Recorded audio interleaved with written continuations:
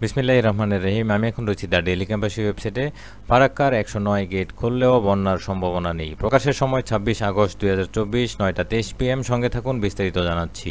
বাংলাদেশে এখনও বন্যার কোনো পূর্বাভাস নেই বলে জানিয়েছেন বন্যা পূর্বাভাস ও সতর্কীকরণ কেন্দ্রীয় নির্বাহী প্রকৌশলী সরদার উদয় রায়হান। তিনি জানান, ভারত ফারাক্কার ১০৯টি গেট খুলে দিলেও এখনই বাংলাদেশে বন্যা হওয়ার সম্ভাবনা নেই। সোমবার ২৬ আগস্ট গণমাধ্যমকে তিনি একথা জানান।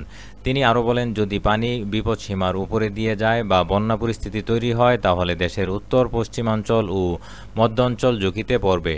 সেক্ষেত্রে রাজশাহী, চাঁপাইনবাবগঞ্জ, ফরিদপুর, গোপালগঞ্জ, মানিকগঞ্জ সহ এ অঞ্চলের জেলাগুলো বেশি ঝুঁকিতে রয়েছে। সরদার উদয়ন রায়হান বলেন, ফারাক্কা বাঁধের পানি গঙ্গা দিয়ে প্রবাহিত হয়।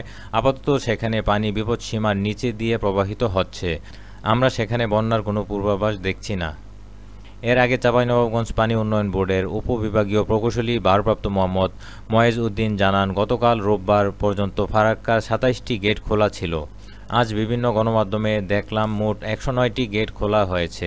এভাবে হঠাৎ এতগুলো গেট খুলে দিলে এ অঞ্চলে বন্যার আশঙ্কা রয়েছে। ভারতীয় কর্তৃপক্ষের দাবি, পানি না ছাড়লে বাঁধের মারাত্মক ক্ষতি হতো। এ কারণে বাধ্য হয়েই বাঁধের মুখ খুলে দিতে হয়েছে। আগেই পশ্চিমবঙ্গ জুড়ে প্রবল বৃষ্টিপাতের পূর্বাভাস দিয়েছিল কলকাতার আলিপুর আবহাওয়া দপ্তর। সেই পূর্বাভাসকে সত্যি করে দুদিন ধরে এক নাগাড়ে ভারী বৃষ্টি হয়েছে। তাতে বেড়ে গেছে গঙ্গা নদীর পানি স্তর এবং চাপ বেড়েছে ফারাক্কা ব্যারেজে। এছাড়াও পশ্চিমবঙ্গে পার্শ্ববর্তী রাজ্য ঝাড়খণ্ড ও বিহারে বন্যার কারণে ফারাক্কার পানি বিপদসীমার উপরে উঠে গেছে। এ কারণে বাঁধের ১০৯টি গেটই খুলে দিয়েছে বলে দাবি ভারতীয় কর্তৃপক্ষের। এসব গেট দিয়ে সোমবার ১১ লাখ কিউসেক পানি ছাড়া হয়েছে। তো এই ছিল সংবাদ। পরবর্তী আপডেট পেতে চ্যানেলটি সাবস্ক্রাইব করে সঙ্গে থাকুন। বিদায় নিচ্ছি। আল্লাহ হাফেজ।